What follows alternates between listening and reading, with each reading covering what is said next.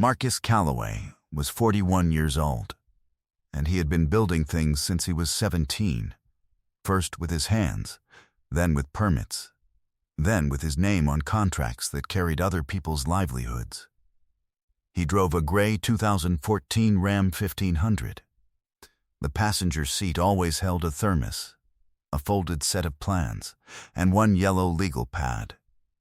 Every morning, without exception, the morning he set his own financial ruin in motion, he had done it deliberately, quietly, and in consultation with his attorney and a forensic accountant he trusted. It had taken 11 days to arrange. The paperwork looked real because it was real, filed correctly, legally prepared, structured to hold up to scrutiny. He had done it to find out what his wife of 7 years would do when she believed there was nothing left to stand on. What she did next was the kind of thing a man can know intellectually and still not be ready to see confirmed on paper. He had no idea how far the preparation had already gone. Before we go any further, drop a comment letting us know where in the world you're watching from, and subscribe, because tomorrow's story is one you won't want to miss. The site was quiet when Marcus arrived at 6:09 on a Wednesday morning in late February, the kind of cold that came in flat and specific. The kind that pressed against the back of your neck while you read a materials list. Marcus Calloway had spent 14 years building what most people in his industry would call a solid operation. He had 12 employees. He had 3 active municipal contracts and 2 private developments in progress. His name was on every permit that left his office, and every permit that left his office had been correct on the first submission. He was the man you called when a project had gone sideways and you needed someone who would tell you exactly what it would take to fix it, then do exactly that. He wore work boots he'd resold twice rather than replace. He bought good tools once and kept them. He had a thermos his aunt had given him in 2009, and it went with him everywhere a job site went. He was the kind of man who returned every message the same day he received it, not because he had nothing else to do, because he had decided early that responsiveness was a form of respect, and respect was not something he parceled out based on mood or convenience. He had met Diane when he was 34. She was ambitious, quick, and she understood immediately what he was building. He had appreciated that more than almost anything else, that he hadn't needed to explain it to her. She had seen it from the outside and named it correctly. That had meant something to him. It had meant something for a long time. He had signed her name onto the family trust 2 years into the marriage. He had restructured his holding company to include her as co-owner of his primary LLC. He had done it because he believed that what he was building was for both of them, and the legal structure should reflect that. He had consulted no one on the decision. He had simply done it. The way he did most things he felt were correct. He had no idea that those structural decisions would become, later, the very instruments she would try to use. Then came a Thursday in November, and everything that followed came from there. The kitchen light was on when he came through the door at 7:14 that evening. Diane was at the table. She had her laptop open and a folder beside it, and she was dressed the way she dressed for meetings, not for a Wednesday evening at home. He noticed it the way he noticed a discrepancy in a materials delivery. Not alarm. Just attention, registering a thing that didn't fit the expected sequence. She looked up. Something in the way she arranged her expression told him she had practiced the first sentence. "I need to talk to you about where things are between us," she said. "I've given this a lot of thought. I think you deserve honesty." Marcus set his thermos on the counter. He sat down across from her. She spoke for 6 minutes. He counted the time on the microwave clock behind her head. She spoke about growth and direction, and a version of her life that she had decided she needed to reach toward. She spoke about the gap between what she had imagined and what the last several years had actually been. she said she wasn't blaming him for the gap. She said that with a particular kind of care that told him it was something she had rehearsed. When she finished, he said, "All right." She looked at him. She had expected more than that. "I want to be clear that this is about me," she said, "and not about what you have or haven't provided. You've been steady. I think I need something that operates differently." He didn't ask who. He didn't raise his voice. He didn't reach for the folder beside her laptop, though he noticed the edge of a document inside it, and he noticed, below the document, what appeared to be an LLC registration form, the name on it too far away to read, but the format familiar to him as someone who filed them regularly. He filed that detail away without announcing it. "I'll need a few days," he said. "Of course," she said. He picked up his thermos. He walked upstairs. He sat on the edge of the bed in the dark for a long time. He would figure out the rest later. 3 years before any of this, Marcus had put $94,000 of his own equity into refinancing the house they shared. Not because the numbers required it, but because Diane had wanted to renovate the kitchen and the back room. And he had decided that her wanting something was a sufficient reason to make it possible. The renovation had taken 4 months. He had project managed it himself after his regular hours, which meant he had done it in the evenings and on Saturdays. He had never once mentioned this. It was not the kind of thing he felt needed mentioning. She had been pleased when it was done. He remembered that. She had walked through the finished kitchen with her hand running along the new countertop and said that it felt like a different house. He had taken that as the thing it was, a woman enjoying something she had wanted. He hadn't registered that she had not said anything about the months of Saturdays it had cost him. There had been a shift around the 14-month mark of the renovation period. She had become less present in the way that a person becomes less present when their attention has reorganized itself around something else. He had told himself she was occupied with a promotion she was pursuing. He had told himself that was a reasonable explanation, and it had required no further examination. A site foreman named Gerald Obie, who had worked with Marcus for 6 years, had said to him once over a lunch break that Marcus was the only person he had ever met who treated a handshake the same as a signed contract. He had said it as a compliment. Marcus had accepted it as one and moved on. He hadn't held on to it as anything to examine more closely. That was the part she'd stopped paying attention to long before she left. Her name was Vivienne Reese. She was 63, silver-haired, composed, and she had spent 19 years working as a senior paralegal at a title company before retiring to a smaller practice where she handled estate documentation.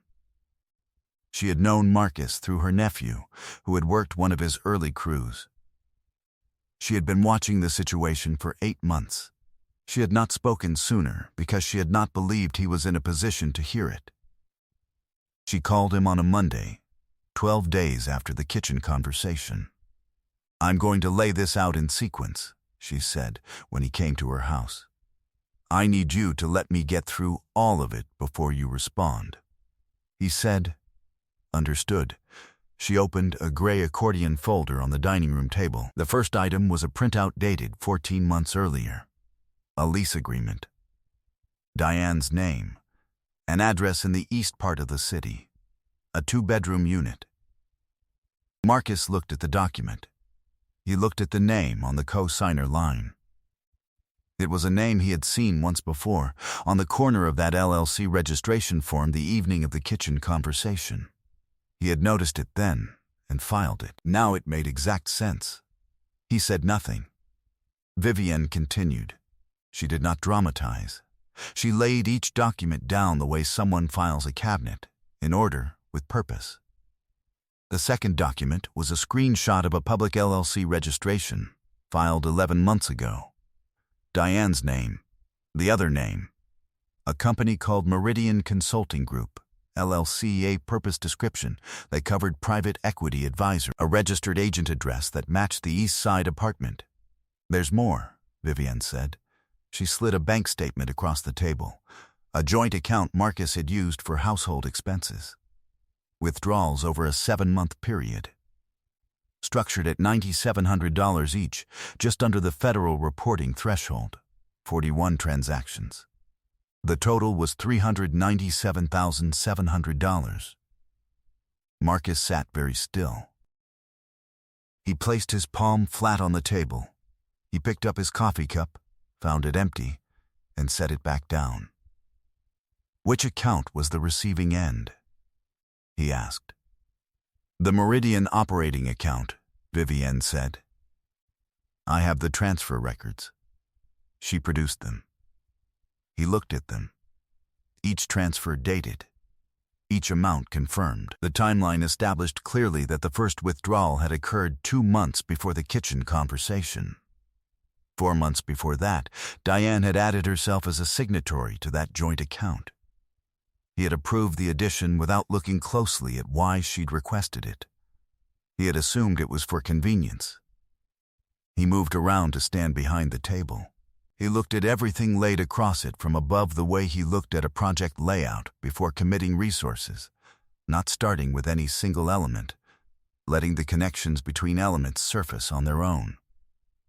He could see the whole structure. The apartment established first, the LC registered second, the account access arranged third, the withdrawals run in parallel across 7 months while she maintained the outward form of the marriage. The kitchen conversation at the end of the financial sequence, not the beginning of it. It was not impulsive. It was built. And someone who had taken that much care to build it had made one significant miscalculation about who they were building it across from.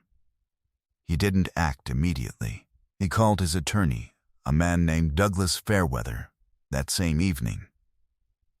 Fairweather was the kind of man who arrived at conclusions the same way Marcus arrived at site inspections, without sentiment and with a checklist. He had already begun pulling records 2 weeks earlier, on Marcus's request, after the kitchen conversation had made him want to understand exactly what he was legally standing on. What Fairweather found in the first 72 hours was more organized than either of them had anticipated. The LC had been registered with Diane as a 49% owner. The other 51% belonged to a man named Conrad Ellison, a private finance consultant, recently separated from his own wife, currently operating out of the East Side apartment that Marcus now knew about. "The LLC has 3 assets on record," Fairweather told him at 6:23 on a Friday morning. "One of them is a partial interest in a development parcel on the North Corridor. The parcel was acquired 6 months ago using $210,000 in capital. The capital sourcing document lists Meridian Consulting Group as the investor, and Meridian's capital, as we now know, came largely from your joint account." Marcus said nothing for a moment. "So she used operating funds from my account," he said, "to purchase a stake in a development property through an LLC she co-owns with another person." "That's what the record shows," Fairweather said. "And here is where it becomes legally significant. The withdrawals were structured. 41 transactions under $10,000 each. That pattern, in combination with the LLC activity, gives us grounds that go beyond civil recovery. I'm not making representations about what the federal scope might look like. I'm telling you the record is more complete than she may understand." A forensic accountant named Audra Mensah had spent 4 days going through Marcus's company financials alongside the household records. What she confirmed was that in addition to the joint account withdrawals, Diane had used her co-ownership position in Marcus's primary LLC, the one he had restructured to include her, to sign off on a $63,000 line of credit draw, naming a business purpose that did not exist in the company's project records. Total confirmed sum, $460,700. Diane called on a Tuesday. Marcus let it go to voicemail. She called again Thursday morning. He listened to both messages that evening, back to back. The first had been composed. Clear. She suggested they meet to discuss the proceedings and reach an efficient resolution. Her phrasing was careful. It sounded like something she had written before recording. The second had changed register. It still arrived composed, but underneath the composition there was something else. A thinness. The way a material sounds when it's stressed past the point its specifications were built for. She mentioned his attorney. She mentioned people putting thoughts in his head. She mentioned that she hoped they could handle this as two reasonable adults. He listened to both messages once. He noted the tonal shift between them. He filed it. He then did something deliberate. He called her back. He kept his voice level and collaborative. He told her he believed they could reach an arrangement without courtroom proceedings. He suggested a meeting with both attorneys present. He said he was open to a fair outcome for everyone involved. She agreed before he had completed the sentence. He heard the shape of her relief, the way it arrived too fast, the way she smoothed over it with professional language that hadn't quite settled into place. He ended the call. Vivienne was sitting across the table with her coffee. She had been watching him the whole time. She thinks it's already resolved, Marcus said. Vivienne said nothing. She refilled his coffee. This was where the bankruptcy simulation entered the sequence. Fairweather had proposed it. The logic was procedural. If Diane believed Marcus's business assets were in distress, if she moved forward on the assumption that any legal claim she made would find a diminished pool of assets to draw from, she would reveal the full shape of her plan. What she tried to protect would confirm what she had actually built. The filing was a voluntary Chapter 11 reorganization, legally structured, fully disclosed to Marcus's bank and primary creditors in advance. From the outside, from a public records search, the kind her attorney would likely run, it looked like a business in serious financial difficulty. It took 11 days to arrange. It cost $14,000 in legal and accounting fees to make it look real while keeping it structurally sound. Marcus had signed every document with the same hand he used to sign materials orders. Then he waited. Diane moved within 8 days. She filed a civil claim against his primary LLC, citing her co-ownership stake and asserting a right to a $340,000 share of what she characterized as business assets wrongfully withheld from her during the marriage. Fairweather called Marcus at 6:07 in the morning. She filed, he said. I know, Marcus said. She also had her attorney request an independent valuation of the LLC's assets, which is going to produce an interesting result, given what we know about the LLC's actual financial position. How long until the meeting? 2 weeks. 14 days. Marcus set his phone down on the kitchen counter. He picked up his thermos. He went to work. Marcus reached the office building 19 minutes before anyone else was expected. He preferred it that way. The conference room was on the 4th floor. Neutral tones. A long table. The city through glass at the far end, the kind of stillness that settles into a room when everyone present has agreed to be precise with each other. Fairweather arrived at 8:03, followed by Audra Mensah with a document case. They arranged their materials on one side of the table without speaking. The organization required no discussion. They had been over it enough times that the sequence was its own kind of language. Diane arrived at 8:17 with her attorney, a man named Philip Vorath, who had the bearing of someone accustomed to being the most prepared person in the room. He entered first. Diane followed. She was dressed for a negotiation, precise, deliberate, assembled in the way she assembled herself for moments she had decided mattered. She looked at Marcus once, a quick acknowledgement. professional and cool. Then she directed her attention to Fairweather, as though Marcus were simply a party to proceedings she expected to shape. Vorth opened. He cited his client's co-ownership position, the terms of the LLC operating agreement, and what he characterized as Marcus's obligation to disclose the full scope of business assets in advance of any settlement. Fairweather let him finish. Then, he opened the folder in front of him. Before we discussed terms, Fairweather said, "There are several matters that require acknowledgement by all parties present." He placed the first document on the table.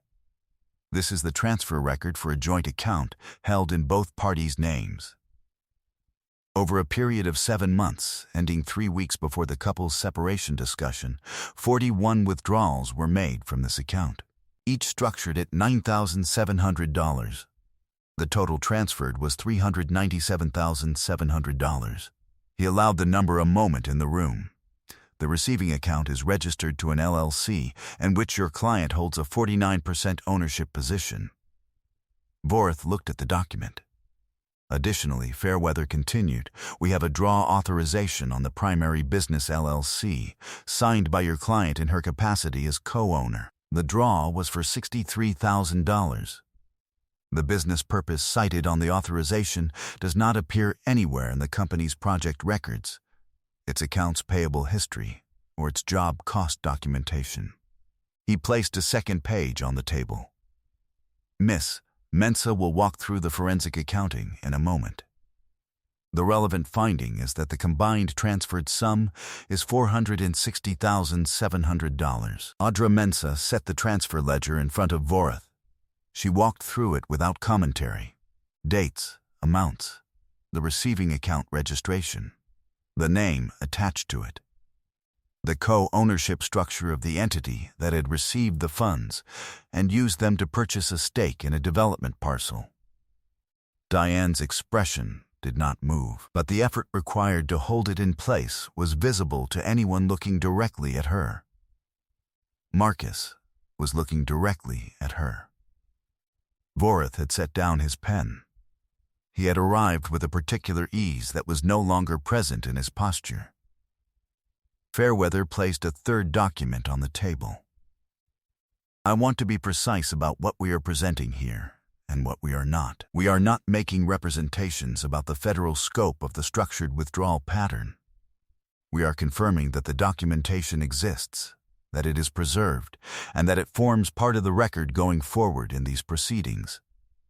He folded his hands on the table. "We are also withdrawing the voluntary reorganization filing, effective as of this morning. The business is not in distress. The reorganization was a procedural measure. Every relevant financial institution has been notified. The asset disclosure your client's filing requested will reflect the actual intact position of the LLC." 11 seconds of silence. Marcus counted them. "We'll allow time for review," Fairweather said. Marcus stood. He took nothing from the table. He had brought one folder, and it had served its purpose. He buttoned his jacket. He extended a hand to Fairweather. He walked toward the door. He stopped at the threshold. He turned. He looked at Diane directly. He said it quietly. Not for the room, specifically for her. "You read patience as the ceiling. It was never the ceiling." He walked out. He did not look back. It didn't unravel in a single week. The civil claim was withdrawn within 6 days of the conference room meeting.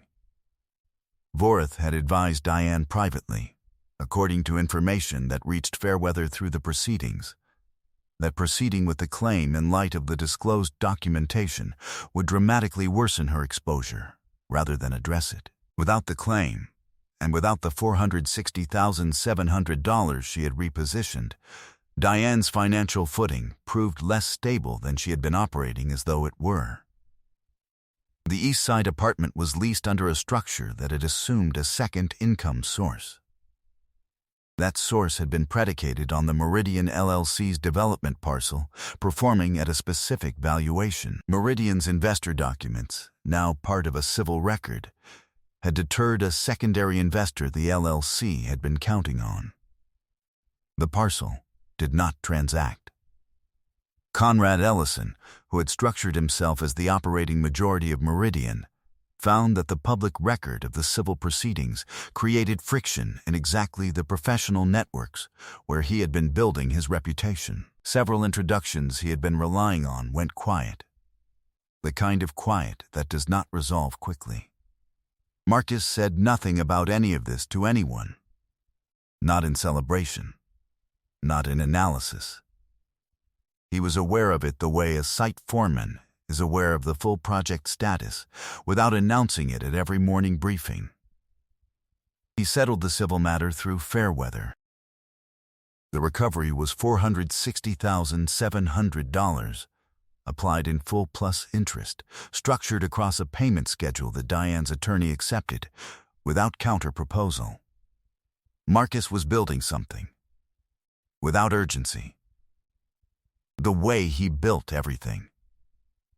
He had taken on a fourth municipal contract in the spring. His name was on the project plans for a civic infrastructure expansion that would take 31 months to complete. He had 14 people working for him. A 15th starting the following Monday.